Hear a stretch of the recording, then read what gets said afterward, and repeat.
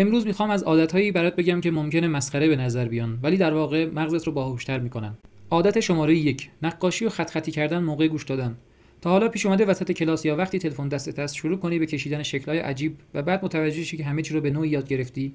این حواس پرتی نیست. بهش میگن چند وظیفگی مغز. خط خطی کردن باعث میشه سیستم دیداری و حرکتی مغزت فعال بمونه و حافظه کاری تمرکزت رو از دست نده.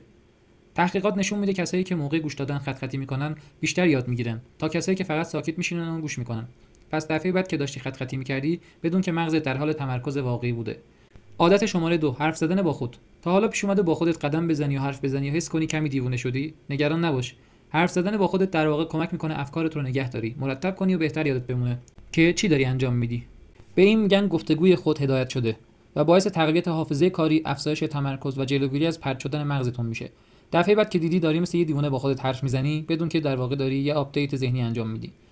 عادت شماره 3: حل کردن معماها برای سرگرمی. تا حالا پیش اومده یه چیستان آنلاین ببینی و مجبور باشی حلش کنی، حتی ساعت 2 صبح؟ این فقط کنجکاوی نیست، مغزت داره دوپامین دریافت میکنه. حل کردن مشکلات باعث فعال شدن بخش‌های مختلف مغز میشه و مغزت در واقع خودش رو بازسازی میکنه. عادت شماره 4: قدم زدن هنگام فکر کردن. تا حالا دقت کردی چرا پیاده روی کمک میکنه بهتر فکر کنی؟ قدم زدن ریتم خاصی به مغز میده. پیشانی رو فعال میکنه که مربوط به برنامه‌ریزی و حل مسئله هستش. راه رفتن مثل مترونوم میمونه و ذهن میتونه عمیق‌تر پرسه بزنه. انرژی تلف نمیشه بلکه صرف میشه. عادت شماره 5: خیال پردازی و برنامه‌ریزی ذهنی. گاهی فقط به دیوار نگاه میکنی و مغزت داره تو یه دنیای دیگه کار میکنه. مسائل گذشته رو مرور میکنه یا مشکلاتی که حتی واقعی نیستن رو حل میکنه. بهش میگن حالت شبیه سازی مغز. این حالت اجازه میده بدون ریسک شرایط مختلف رو تمرین کنی، نتایج مختلف رو تصور کنی و آماده باشی. خیلی از بهترین ایده ها از همینجا شروع شدن، حتی ایده همین کانال هم.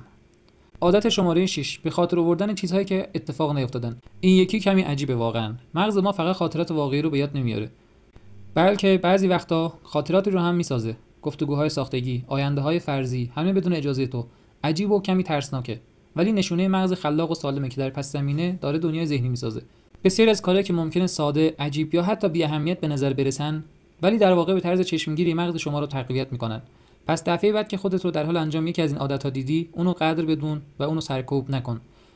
اگه تا اینجا اومدی و از ویدیو خوشت اومده، خیلی خوشحال میشم که سابسکرایب کنی، چون از این دسته ویدیوهای خوب و شیرین تو کانالم خیلی زیاد هستش. میتونی با لمس همین لوگوی خوشگل کانالمون ما رو سابسکرایب کنی. در آخرم چند تا از ویدیوهای خوب رو پیشنهاد میدم که برات مفیده اگه ببینیشون.